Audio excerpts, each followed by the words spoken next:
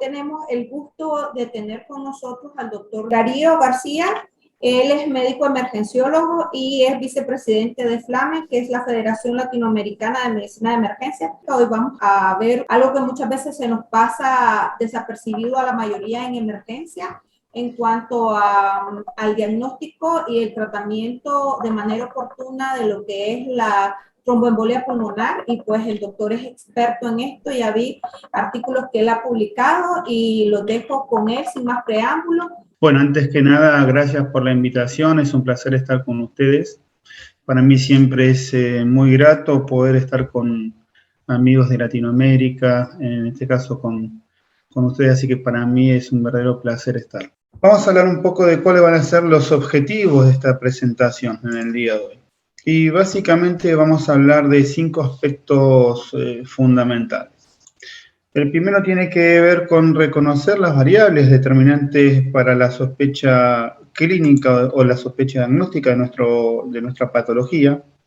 El segundo punto tiene que ver cuál sería el manejo inicial a partir del síntoma cardinal. Y esto tiene que ver un poco con cuál es la estructura mental que los médicos de emergencias tenemos para abordar los pacientes. A partir de un síntoma cardinal, ¿cuál sería esa conducta que vamos a tener? Después pasar los criterios o repasar los criterios en la toma de decisiones. Y finalmente comprender cómo estratificamos los pacientes con embolia de pulmón al ingreso al servicio de emergencia. Y finalmente, describir cuál es el tratamiento actual y algunos fundamentos de las nuevas intervenciones. Entonces, si yo le dijera a ustedes que nos presenta o que nos llega a nosotros un paciente de 69 años de edad, que ingresa a las 15:30 horas al servicio donde nosotros estamos trabajando por presentar disnea rápidamente progresiva de clase funcional 2 a clase funcional 3-4 en 24 horas. Y este paciente tiene antecedentes de hipertensión, dislipémico, es tabaquista, tiene antecedentes de insuficiencia cardíaca crónica y además artrosis de ambas rodillas de forma severa. Entonces, si yo le dijera a ustedes, ¿cuál es el motivo de consulta más frecuente de disnea potencialmente grave en el departamento de emergencias? ¿Qué me comentarían ustedes? Entonces, nos vino un paciente de a unos 65 años de edad por disnea progresiva, 24 horas de evolución, y el síntoma cardinal es la disnea. ¿Qué les parecería a ustedes? Y acá es importante que no tengamos, digamos, miedo en contestar mal. Este es simplemente un gatillo para empezar a tratar de explicar y tratar de charlar con ustedes cómo sería el abordaje a partir del síntoma cardinal que tenemos nosotros. Entonces, probablemente algunos de ustedes dirían, bueno, ante un paciente con disnea, ¿cuál sería la causa más frecuente? Y en primer lugar, lo que uno debería pensar en un paciente con disnea y la causa más frecuente potencialmente grave es la insuficiencia cardíaca.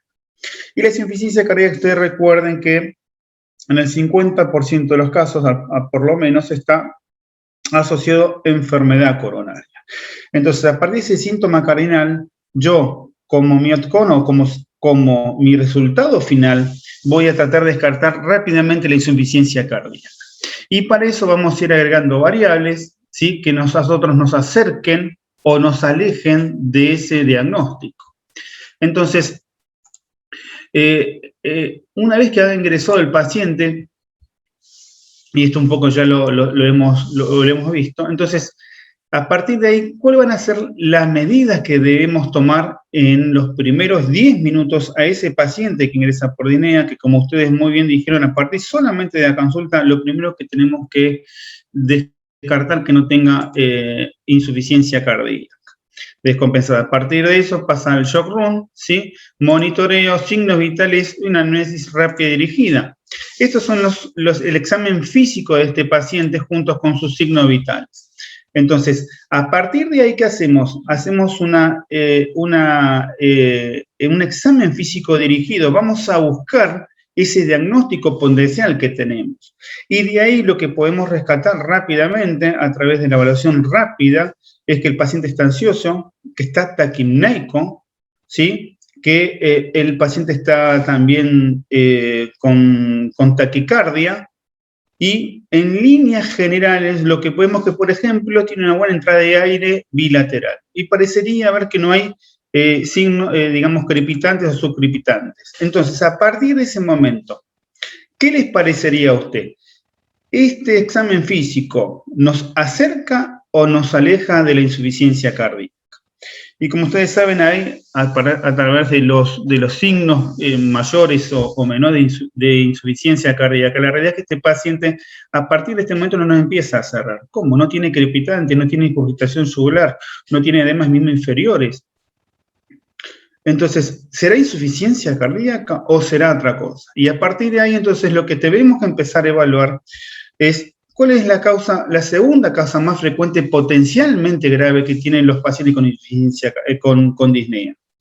Y ustedes van a recordar que la causa de enfermedad cardiovascular o la enfermedad vascular más frecuente, potencialmente grave después de la insuficiencia cardíaca, y en este caso secundario al infarto y el stroke, es el tromboembolismo del pulmón.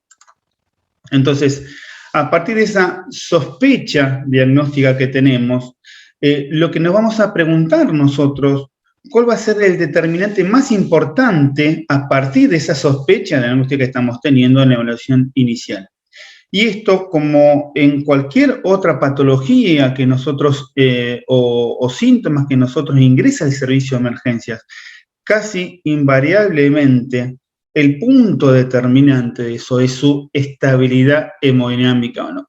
Es decir, el paciente, lo primero que tenemos que ver es si el paciente está inestable o no está inestable. Más allá, si tenemos la sospecha diagnóstica de cuál es, evidentemente, el cuadro que lo lleva a eso. Muchas veces, como ustedes saben, empezamos a tratar al paciente porque está con un cuadro de shock sin tener en claro cuál es la causa que lo está desencadenando. Lo que estamos haciendo en definitiva es el soporte inicial.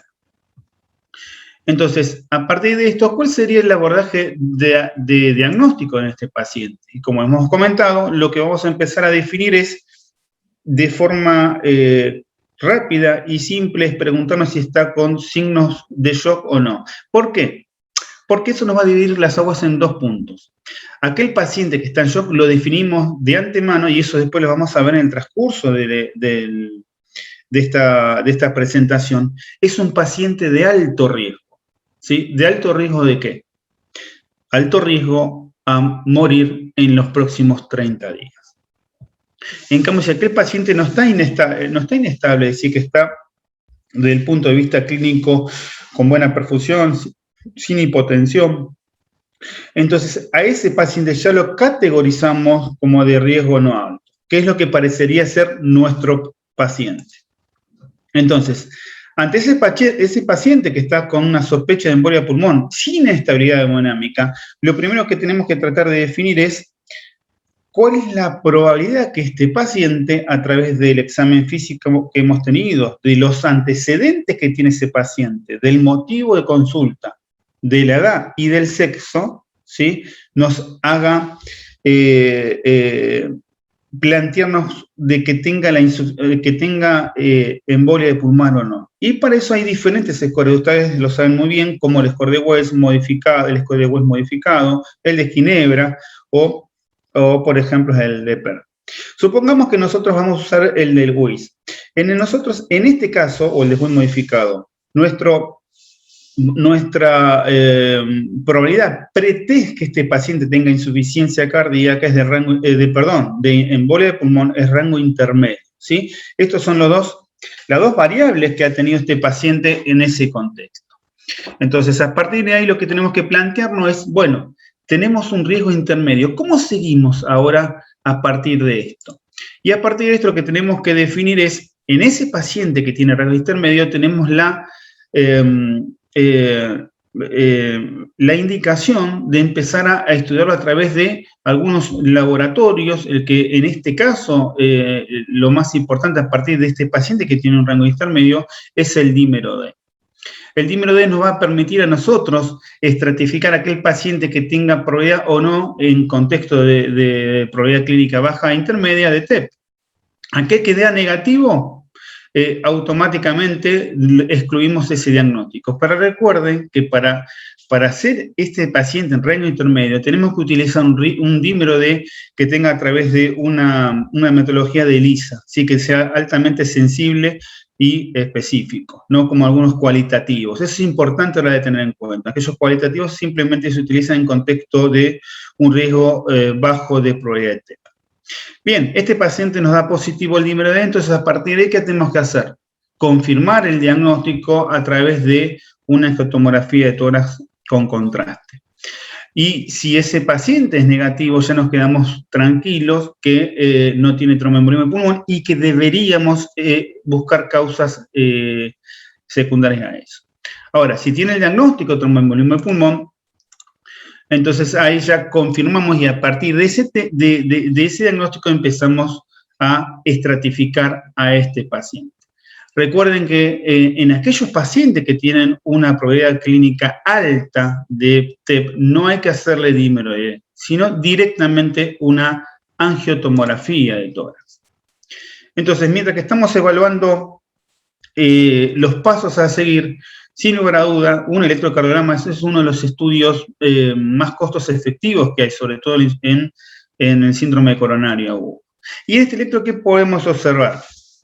¿Qué les parece a ustedes? Son todos expertos en emergencias, en terapia intensiva, así que seguramente ustedes van a poder apreciarlo mejor que yo, cuáles son esas características que tiene este electro. Probablemente tenga, como ustedes pueden ver ahí, una fibrilación auricular, tienen un bloqueo de rama derecha, ¿sí? Y tiene sobrecarga del ventrículo derecho. Y lo que se puede apreciar ahí es una desviación del eje hacia la derecha. Eso nos tiene que poner muy en alerta, ¿sí? Porque estos son signos, inclusive, pronóstico del paciente de que tiene mayor mortalidad que aquellos pacientes que no lo presentan en contexto de un tromboembolismo del pulmón. ¿Qué pasa entonces con unos estudios que también usamos muy frecuentemente, que es la placa de tórax? Ustedes saben que la placa de tórax se utiliza para excluir diagnósticos, no para confirmar. Y en este caso, en el manejo inicial, ustedes pueden ver que no hay signos de insuficiencia cardíaca, no hay neumonías, no hay neumotoras que estén justificando este cuadro clínico. Por lo tanto, se aproxima más a esa sospecha diagnóstica que ustedes están pensando.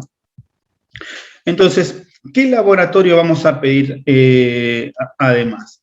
Además del laboratorio de rutina, un tema que es importante recordar es, en contexto, una sospecha de tromboembolismo del pulmón es la troponina. Que ahora vamos a ver por qué la vamos a utilizar la troponina.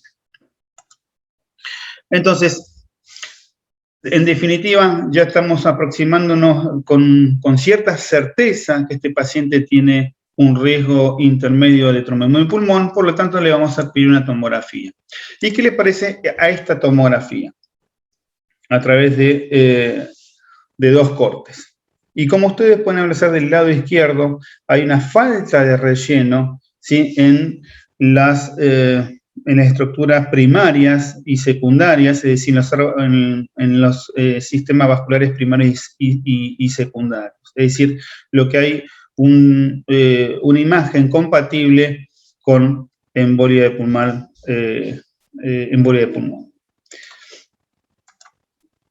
Entonces, desde que comenzamos con la sospecha diagnóstica, ¿sí? A través del síntoma preponderante que era la disnea, a través de todo el desarrollo de las variables que nos permitieron aproximar la sospecha diagnóstica y finalmente hacer el diagnóstico de tromboembolismo de pulmón. Ahora, el segundo punto que a nosotros nos va a atacar, o nos va a achacar, mejor dicho, es definir cuál es la probabilidad de gravedad que tenga nuestro paciente de tromboembolismo de pulmón. Y hay un índice que utiliza habitualmente, que es el índice de PESI o el índice de gravedad de embolia de pulmón. Eso nos permite a nosotros saber, en función de cuáles las características clínicas que tenga el paciente, estratificar cuál es la probabilidad de riesgo que tenga este paciente a 30 días de mortalidad. En nuestro paciente, con esos síntomas que ha tenido, o esos, mejor dicho, signos que tiene ese paciente, la probabilidad que tenga este paciente con embolia de pulmón diagnosticado a 30 días es de bajo, ¿sí? Alrededor del 1,5%. Fíjese que siempre entonces hay diferentes herramientas, digamos, validadas, que nos permiten a nosotros tener una idea de cuál es la probabilidad que este paciente tenga muerte a corto plazo o a los 30 días. Ahora, esto estuvimos hablando de aquel paciente que está estable hemodinámicamente. ¿Qué pasa si el paciente está en shock? Y ahí el algoritmo es otro. Ahí, en este caso, aquel paciente que está en shock, aquel que está que no estamos en condiciones de hacerle una angiotomografía, la indicación ahí es hacer un ecocardiograma bedside. ¿Y qué vamos a buscar? Fundamentalmente, sobrecarga del ventrículo derecho. Está aquel paciente que tiene en contexto de shock y sobrecarga del ventrículo derecho, lo que nos está hablando es, por definición, que tiene una embolia de pulmón de alto riesgo. ¿Estamos? Y ahí seguramente el abordaje que vamos a hacer nosotros va a ser absolutamente diferente, como vamos a ver. ¿Y cuáles son entonces esos criterios que tiene shock en contexto de la embolia de pulmón? Y básicamente son 3 puntos. Definir si tiene como shock. ¿Estamos? Definir que que esté el paciente en paro cardíaco, en reanimación cardiopulmonar, que tenga un shock obstructivo, definido por una presión arterial sistólica menos de 90 y necesidad de vasopresores, y que esté hipoperfundido, o que tenga una hipoperfusión persistente. ¿Y a qué llamamos hipoperfusión persistente? Hay que tenga una presión arterial sistólica menos de 90 o caída de su presión habitual, y eso es muy importante recordar, ¿sí? Mayor de 40 milímetros y que dura más de 15 minutos. Es importante recordar, no es solamente que baje la presión menos de 90, sino que el paciente que, por ejemplo, es un hipertenso severo, que tiene habitualmente, por ejemplo, una arterial sistólica de 160 o 150 y que baja más de 40 milímetros, por definición también se define ahí que es una hipoperfusión persistente. Bien, entonces, ¿qué vamos a tratar de buscar en el ecocardiograma? Y fundamentalmente, como le dijimos, que haya dilatación o agrandamiento de la aurícula derecha, ¿sí? Que haya, por ejemplo, lo que vamos a poner, que haya es un septo interventricular aplanado, o que esté la vena cava inferior distendida, o en que inclusive vamos a ver un trombo móvil en el corazón, entre otros puntos. Ya con eso tenemos el diagnóstico de forma fehaciente de un shock por embolia de pulmón, de alto riesgo. Entonces, ¿cómo vamos a estratificar a este paciente en la toma de decisiones? Y acá esto tal vez sea uno de los puntos más importantes que vamos a recordar en esta charla, porque vamos a tomar la estratificación en esta toma de decisiones con 4 parámetros, con 4 puntos. El primero, como dijimos, hemodinámico, ¿sí? Si está inestable o no. El segundo punto con parámetros clínicos de embolia de pulmón severa, como dijimos hoy con el score recientemente evaluado, el score de riesgo de embolia de pulmón. El tercer punto con las imágenes tomográficas o ecocardiogramas, como recién fuimos evaluando, que tenga disfunción del ventrículo derecho. Y finalmente con los marcadores cardíacos como la troponina o el BNP. Estos marcadores también son factores pronósticos de mortalidad de los pacientes.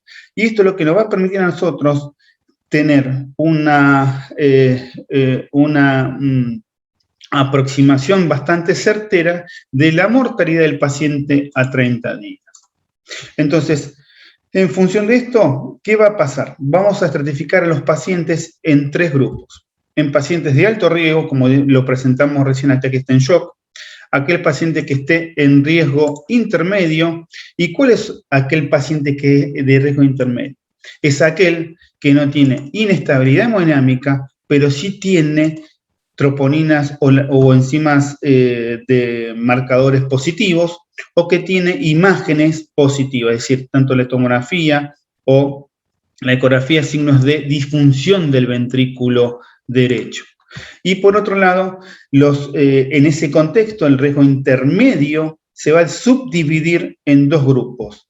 ¿sí? En el riesgo intermedio alto, que es aquel que está estable hemodinámicamente y tiene, digamos, 3 parámetros o 3 criterios positivos, ¿sí? Parámetros clínicos, parámetros de disfunción ventricular por imágenes y troponina. Y el riesgo intermedio bajo, que es aquel que solamente tiene uno de los parámetros. Finalmente, aquel que no tiene ninguno de los parámetros se categoriza de bajo riesgo. Ahora, ustedes me preguntarán, pero, Darío, ¿por qué el riesgo intermedio se subclasifica en riesgo intermedio alto y en riesgo intermedio bajo? Y la realidad tiene que ver con el pronóstico de los pacientes a 30 días. Porque aquel paciente que tenga riesgo intermedio alto, la mortalidad es del 52% a 30 días. Aquel que tenga un riesgo intermedio alto, ya la mortalidad a 30 días llega al 20%. Y aquel paciente que tiene una embolia de pulmón intermedio bajo, ya la mortalidad baja al 10%. Fíjese qué diferencia hay en cuanto a esa mortalidad a corto plazo. Y finalmente, los pacientes de riesgo bajo, la mortalidad, como ustedes pudieron apreciar cuando estratificamos este paciente nuestro, es del 1 al 3%. Es decir, que este subgrupo de pacientes nos va a nosotros permitir estratificar qué paciente se va a indicarse un determinado tratamiento que vamos a ver hoy, que es fundamentalmente pensar en los trombolíticos. Entonces, en líneas generales, ya estratificamos el paciente y ¿cuál va a ser el tratamiento? Ustedes recuerden que el primer tratamiento y fundamental va a ser el sostén, ¿sí? A partir de ahí, a todos los pacientes se va a anticoagular. Y después, finalmente, a los pacientes de riesgo alto y a aquellos pacientes de riesgo intermedio alto, una indicación es la trombólisis sistémica. Con respecto a la anticoagulación, ustedes saben muy bien, hay diferentes, quiero ver por cómo vamos, estamos bien con el tiempo, hay diferentes alternativas. Ustedes saben, dentro de las heparinas de bajo peso molecular tenemos como la deltaparina, la enoxaparina, entre otras, ¿sí? En aquellos pacientes, por ejemplo, los que van a requerir trombolíticos, acá la indicación inicialmente en las primeras a las 48 horas va a ser anticoagulación con heparina no fraccionada. Y finalmente, los anticoagulantes orales no dependientes de vitamina K o lo que hace un tiempo atrás se llamaban los nuevos anticoagulantes orales, como la Dabigatran, Rivaroxaban, etc. ¿Cuál es la diferencia entre estos? Y fíjense que lo más importante cuando uno compara estos anticoagulantes, y estamos hablando sobre todo, por ejemplo, cuando se tienen que tratar de forma crónica, es que tienen un similar perfil de eficacia cuando se compara entre los anticoagulantes orales comunes y los nuevos anticoagulantes, pero lo que sí tienen un mejor perfil de seguridad. Es decir, que disminuye el riesgo de sangrado cuando se compara con los anticoagulantes comunes orales.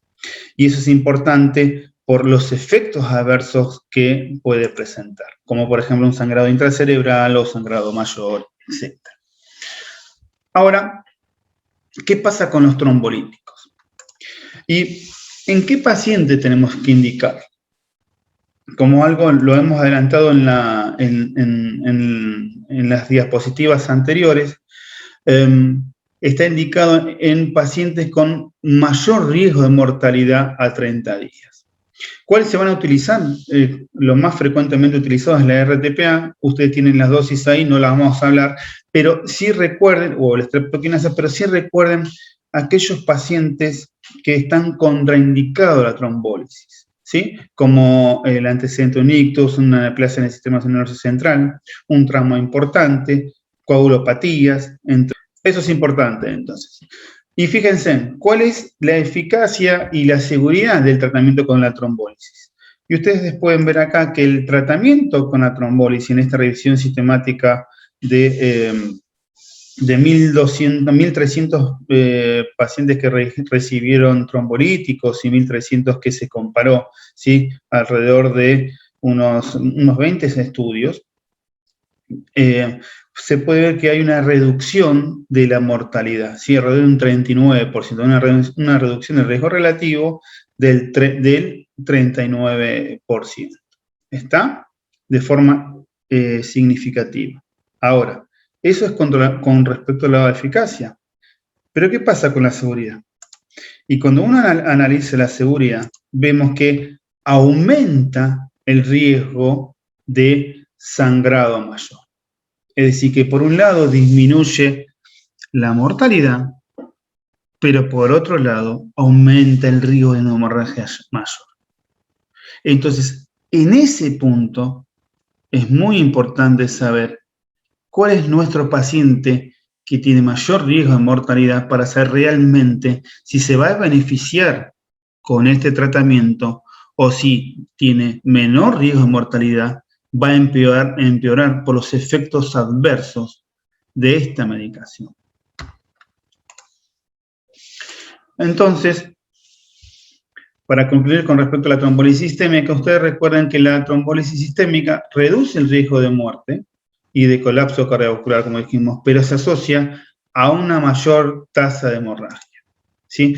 El objetivo, entonces, es minimizar el riesgo de hemorragias y a partir de ahí se han impulsado diferentes estrategias como la embolia, la trombectomía quirúrgica o las trombólisis guiadas por catéter. Estos dos mecanismos o estos dos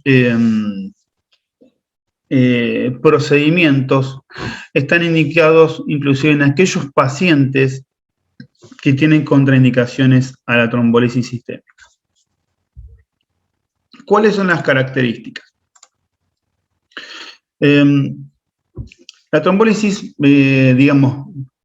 quirúrgica, ustedes saben, entonces lo que se hace ahí es abordar directamente la arteria pulmonar afectada y sacarlo directamente a través de una cirugía mínimamente invasiva.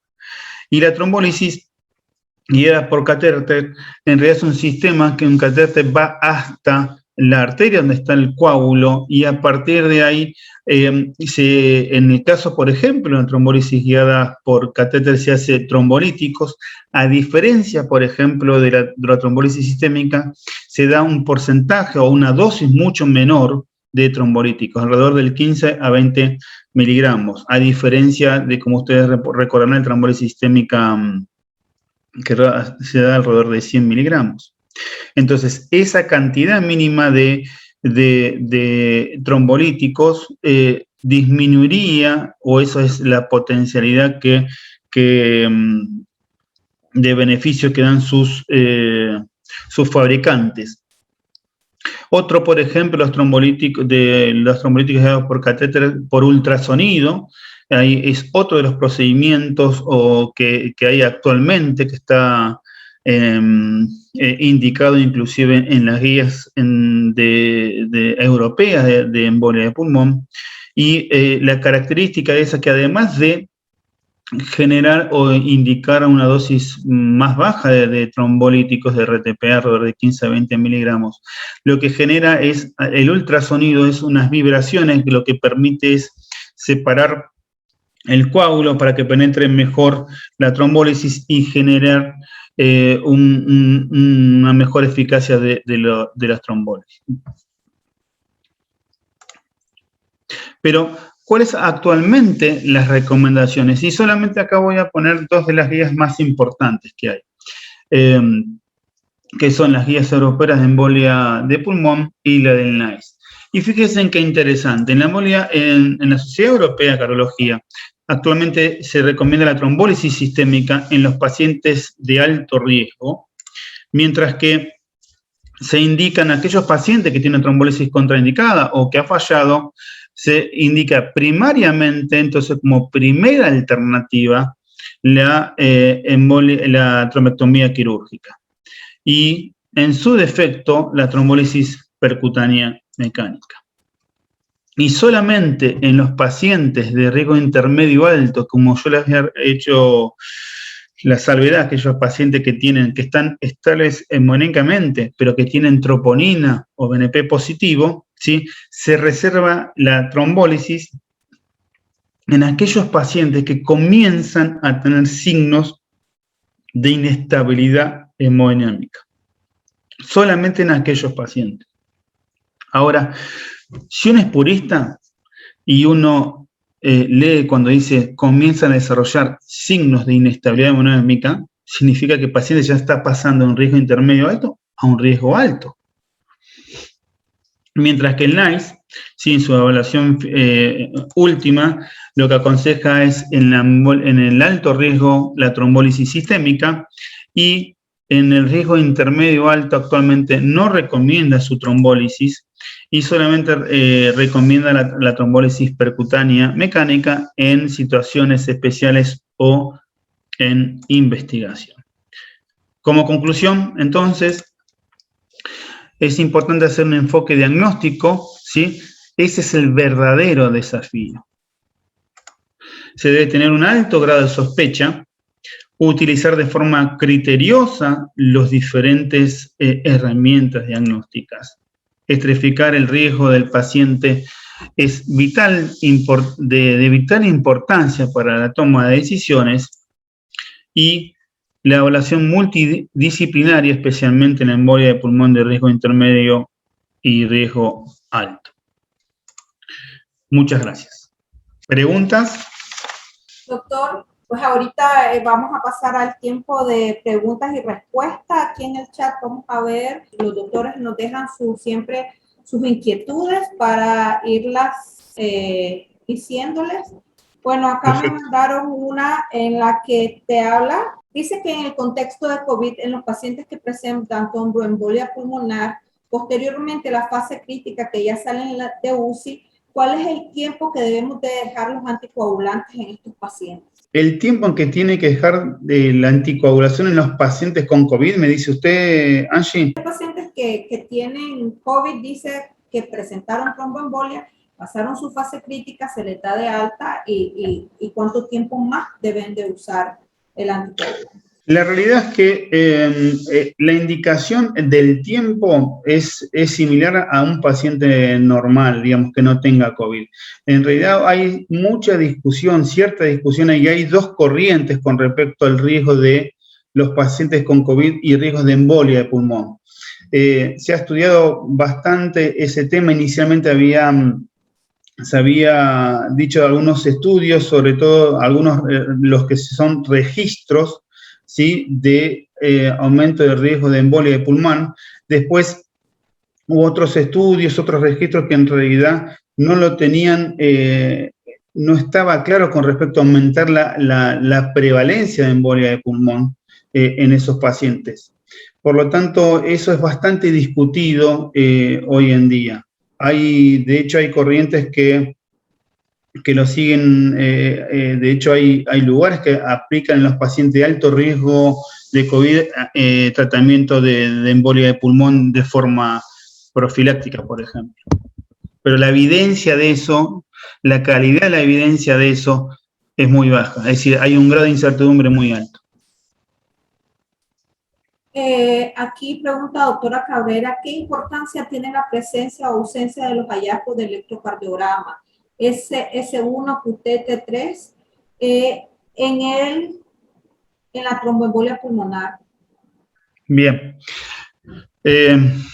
Ustedes recordarán que ese signo es uno de los que más frecuentemente es una alerta, digamos, para sospechar de embolia de pulmón. Es decir, aquel paciente que viene con disnea y tiene ese patrón electrocardiográfico es una herramienta más para sospechar que tiene riesgo de embolia de pulmón. Pero yo en el electro anterior que yo había puesto hoy, puse aquellos signos que están documentados que aumenta el riesgo de mortalidad en esos pacientes. En este caso, en este patrón electrográfico, lo que está hablando es la probabilidad diagnóstica de TEP. En cambio, en el que yo había puesto, por ejemplo, aquellos pacientes que tienen fibrilación auricular, que tienen un bloqueo completo de rama derecha nuevo, que tienen desviación del eje hacia la derecha, o que tienen sobrecarga ventrículo derecho en el electrocardiograma, que son las T negativas, son todos signos que aumentan la mortalidad comparado con aquellos pacientes que no lo presentan. El doctor Briones nos dice, si se recibe un paciente que en su evaluación inicial se clasifica con riesgo bajo, pero posteriormente el paciente se deteriora, ¿debemos escalar igualmente el tratamiento? ¿Existe algún periodo de ventana para el uso de los trombolíticos en tromboembolia pulmonar? Bueno, son dos preguntas diferentes. Si se recibe un paciente en su evaluación inicial, se clasifica. A ver, todas las escalas, yo estoy hablando de las escalas de probabilidad de enfermedad, ¿está? De cualquier tipo. Estamos hablando de embolia de pulmón, estamos hablando de infarto, estamos hablando de cualquiera que ustedes quieran hablar. Las características de los scores de probabilidad de enfermedad se caracterizan por ser muy sensibles. ¿Qué significa eso? Significa que tiene mucha capacidad para detectar esos pacientes con enfermedad, ¿sí?, a expensas de categorizar ciertos pacientes como enfermos y que realmente no lo son. ¿Se entiende? Ponen en la bolsa, detecta un montón de pacientes, tanto gente que está enferma como a gente que no está enferma. Esa es la característica, tiene mucha sensibilidad. Para después hay que hacer la confirmación buscando un método más específico. Ahora, la verdad es que la probabilidad de un paciente que tenga un resultado negativo de embolia de pulmón y se deteriore, es más probable que ese deterioro sea por otra causa que por la embolia de pulmón. ¿Se entiende lo que comento? Sí, sí, doctor, sí, para mí me parece grave.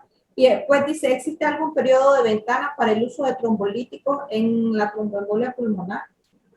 Sí, eso es interesante, es una buena pregunta. En realidad sí. De hecho, todos los estudios lo que recomiendan es, primero lo más importante, lo más precoz, hasta las 24 y 36 horas. ¿Por qué? Porque en realidad cuanto más pase el tiempo, ¿sí?, más estamos dándole chance a ese coágulo que se forme, ¿sí?, y que quede bien organizado. Y si queda bien organizado, tiene menos chance esa medicación de poder romper el coágulo. ¿La ausencia de dímero D elevado descarta la sospecha de embolia pulmonar?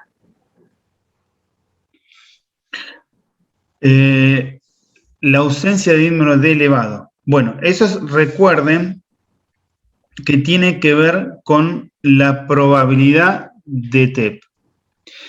En aquellos pacientes que tienen una baja probabilidad a moderada probabilidad de tener TEP, si es negativo, descartamos que tengo embolia de pulmón. Pero aquellos pacientes que tengan alta probabilidad de tener TEP, ¿sí?, no hay que hacerle dímero D, ¿sí?, porque no me va a cambiar la conducta con respecto a eso. Lo que hay que hacer es definir con un estudio más sensible y específico que tenga embolia de pulmón. ¿Y con qué lo vamos a hacer? Con la angiotomografía de tórax. Otra pregunta, ¿se puede diagnosticar tromboembolia pulmonar por ecocardiograma si no tenemos una angiotal para realizar, para decidir tromboembolizar al paciente? Sí, ustedes recuerden que nosotros habíamos hablado hoy en el algoritmo diagnóstico que cuando nosotros tenemos un paciente con digamos, una sospecha de TEP, con disnea, fundamentalmente en contexto de tener una sospecha de TEP y descartamos otra causa inicialmente, ahí lo vamos a dividir en dos partes. Aquel paciente que está estable hemodinámicamente y la vía que está estable hemodinámicamente es la angiotomografía de tórax, y aquel paciente que está inestable hemodinámicamente, ¿y qué significa eso? Que no está en condiciones de trasladarse a hacer una angiotomografía, lo único que nos queda va a ser un ecocardiograma BIPSI. Y si ahí ya tiene signos indirectos de embolia de pulmón, por ejemplo, ¿cuál es la más importante y la más frecuente? Que tenga disfunción del ventrículo derecho. Ya eso nos habilita para hacerle trombólisis a ese paciente. ¿Lo tranqué? ¿Está? Hola. Sí, escuchamos. ¿Tiene alguna pregunta?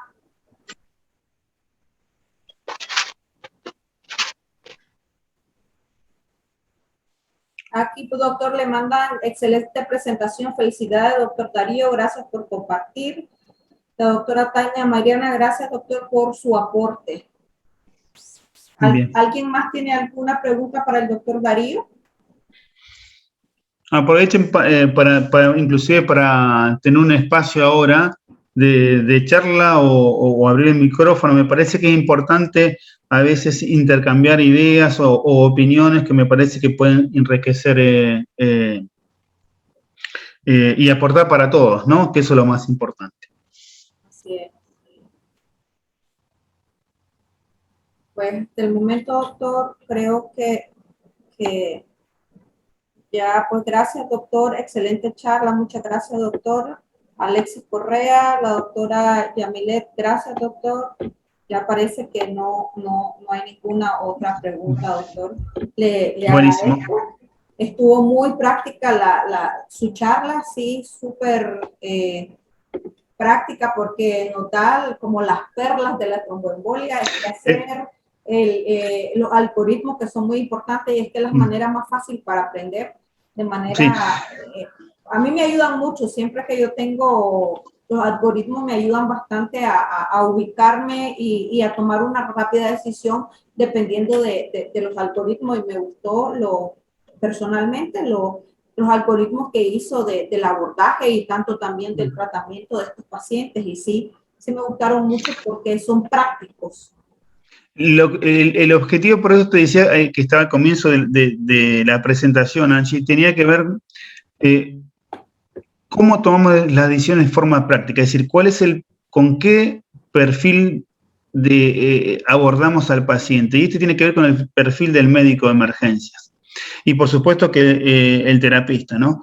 Es decir, tratar de ejercitar, Angie, y por supuesto para el resto de los colegas, de tener una estructura de abordaje a partir del síntoma cardinal. Y a partir de ahí, eso generar y buscar, mejor dicho, a partir de las patologías más frecuentemente potencialmente graves. ¿Por qué hacemos eso? Porque eso es lo que nos va a permitir a nosotros disminuir el riesgo de que se nos vaya patologías graves de alta. Y ese es el objetivo que tiene el médico de emergencias. ¿Cuál es el objetivo que tiene en definitiva en la atención inicial de un sistema de salud hospitalario? Es tener la capacidad diagnóstica para detectar aquellas patologías potencialmente graves que no se vayan de alta. Por supuesto que va a ser después importante el resto de las cosas, pero ese es el objetivo primario. ¿Y cuál es el objetivo, por ejemplo, de un cirujano o de un neurocirujano? En realidad, es decir, nuestro rol, ¿qué sería? Ser muy sensible para detectar cosas. ¿Y cuál es el rol que tiene, por ejemplo, un médico que tiene intervención?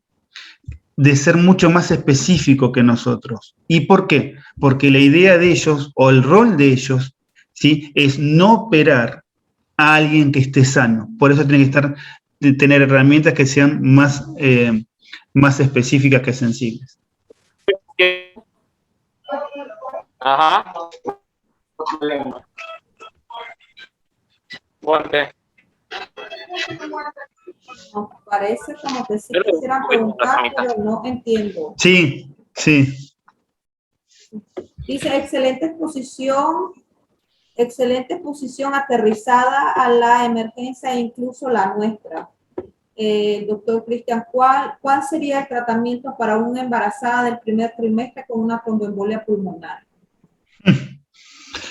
Bueno, ahí es un gran tema, porque, y ahí seguramente vos vas a poder aportar mejor que yo en ese sentido, porque acá en realidad juegan dos cosas, ¿no? El riesgo que tiene el paciente en sí y el hecho que tiene, digamos, el embarazo. Ahora, la realidad, y esto ahí también me lo vas a seguramente poder corregir vos, Angie, ahí uno lo que prima también es cuál es la probabilidad de muerte de ese paciente. Bueno, realmente en el primer trimestre del embarazo no vamos a poder lograr hacer nada por el bebé. ¿Ya? Es algo de que si estamos ¿No dijo el tercer trimestre? Primer trimestre. Está bien. Está bien, perdón, no. Sí, si estamos pues en el primer trimestre de un embarazo, sí, claro, no vamos a poder hacer absolutamente nada por el bebé. Y si la paciente presenta una tromboembolia pulmonar de alto riesgo, no la debemos ni pensar. O sea, va a ser un aborto lo que va a presentar por la trombolisis que le vamos a hacer. Y pues realmente ahí es priorizar a la madre y el feto pues no tiene esperanza alguna. Está muy chiquito, no podemos hacer nada por él. Y si hablamos del tercer trimestre, en el tercer trimestre la cosa ahí se nos complica bastante, ¿verdad? Porque creo yo que el primer trimestre estamos claros. Ya está definido seguramente ahí. El problema es si tenemos la posibilidad de darle o acelerar la maduración fetal, ¿no? Hay que ver me parece ahí el tiempo. Realmente el primer trimestre es como que pues priorizar la madre, si es un alto riesgo, se prioriza y se hace la trombolisis como se debe de hacer, tal cual si no estuviera embarazada. En el tercer trimestre, si igual está hemodinámicamente inestable, en tanto primero, segundo y tercero, la madre prioriza porque lo principal en obstetricia es si la madre está bien, el feto está bien. Y si la madre está mal, el feto va a estar mucho peor. Pero en el tercer trimestre, si es una paciente con ya está mayor, 36 semanas, 35 semanas, ya casi a término, podemos igual poner la primera dosis de maduración pulmonar y posteriormente realizar la cesárea y va a ser la trombolisis posteriormente a la cesárea, porque si la hacemos antes de la cesárea, pues vamos a tener hemorragia. Entonces esa podría ser la opción para darle un chance al niño. Y en el segundo trimestre, pues sí está complicado porque igual no vamos a poder hacerle maduración pulmonar, el niño no va a tener mucha oportunidad, 22, 23 semanas, no vamos a tener mucho que ofrecerle al bebé también. Y siempre, como le digo, en todo es priorizar a la madre, porque estando bien la madre va a estar bien el bebé. Y si es un de alto riesgo, pues no podemos hacer mucho en la parte fetal. Sí, esa es realmente una de las preguntas tan difícil de responder, y la verdad que